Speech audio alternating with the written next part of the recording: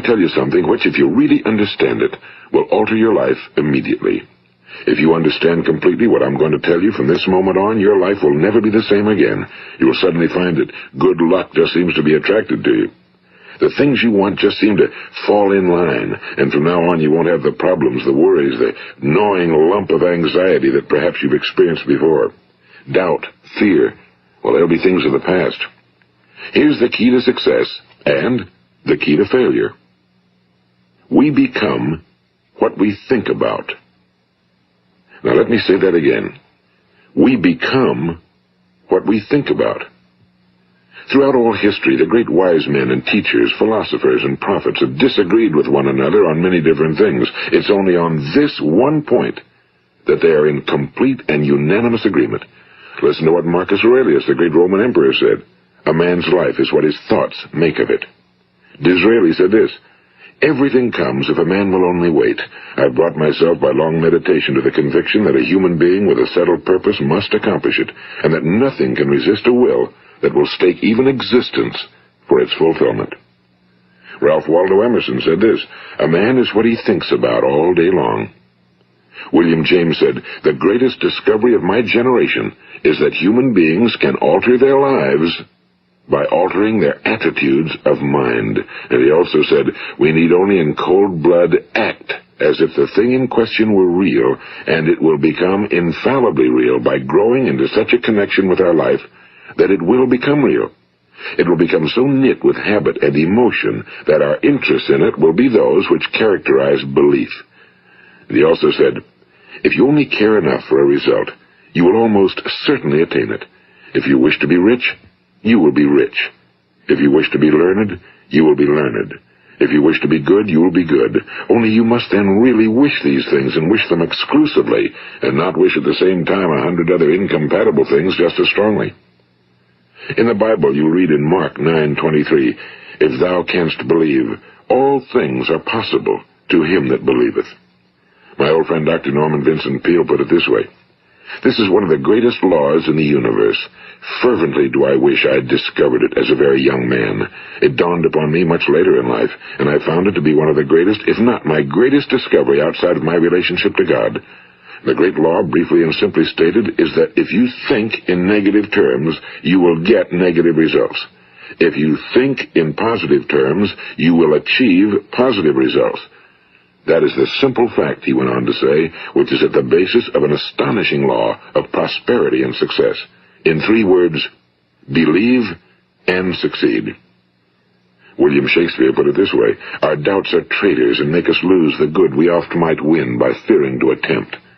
George Bernard Shaw said, people are always blaming their circumstances for what they are. I don't believe in circumstances. The people who get on in this world are the people who get up and look for the circumstances they want, and if they can't find them, make them. Well, it's pretty apparent, isn't it? And every person who discovered this for a while believed that he was the first one to work it out. We become what we think about. Now, it stands to reason that a person who's thinking about a concrete and worthwhile goal is going to reach it, because that's what he's thinking about, and we become what we think about. Conversely, the man who has no goal, who doesn't know where he's going, and whose thoughts must therefore be thoughts of confusion and anxiety and fear and worry, becomes what he thinks about. His life becomes one of frustration and fear and anxiety and worry. And if he thinks about nothing, he becomes nothing. Now, how does it work? Why do we become what we think about? Well, I'll tell you how it works as far as we know. Now, to do this, I want to tell you about a situation that parallels the human mind. Suppose a farmer has some land, and it's good fertile land. Now, the land gives the farmer a choice. He may plant in that land whatever he chooses. The land doesn't care. It's up to the farmer to make the decision. Now, remember, we're comparing the human mind with the land because the mind, like the land, doesn't care what you plant in it. It will return what you plant, but it doesn't care what you plant.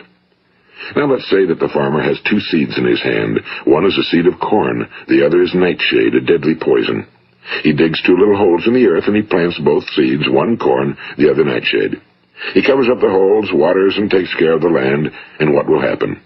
Invariably the land will return what's planted. As it's written in the Bible, as ye sow, so shall ye reap.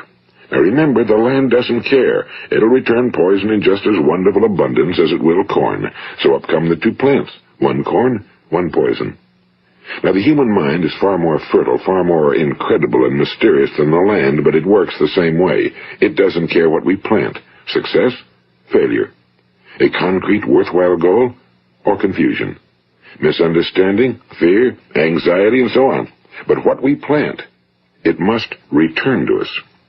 You see, the human mind is the last great unexplored continent on Earth. It contains riches beyond our wildest dreams. It will return anything we want to plant. Now, you might say, well, if that's true, why don't people use their minds more? Well, I think they figured out an answer to that one, too. Our mind comes as standard equipment at birth. It's free, and things that are given to us for nothing we place little value on. Things that we pay money for, we value. The paradox is that exactly the reverse is true. Everything that's really worthwhile in life came to us free. Our minds, our souls, our bodies, our hopes, our dreams, our ambitions, our intelligence, our love of family and children and friends and country, all these priceless possessions are free. But the things that cost us money are actually very cheap and can be replaced at any time. A good man can be completely wiped out and make another fortune. He can do that several times. Even if our home burns down, we can rebuild it. But the things we got for nothing, we can never replace.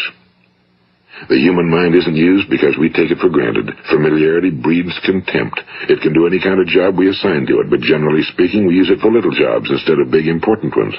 Universities have proved that most of us are operating on about 10% or less of our abilities. So decide now, what is it you want? Plant your goal in your mind. It's the most important decision you'll ever make in your entire life. What is it you want? Do you want to be an outstanding salesman? A better worker at your particular job? Do you want to go places in your company? In your community? Do you want to get rich?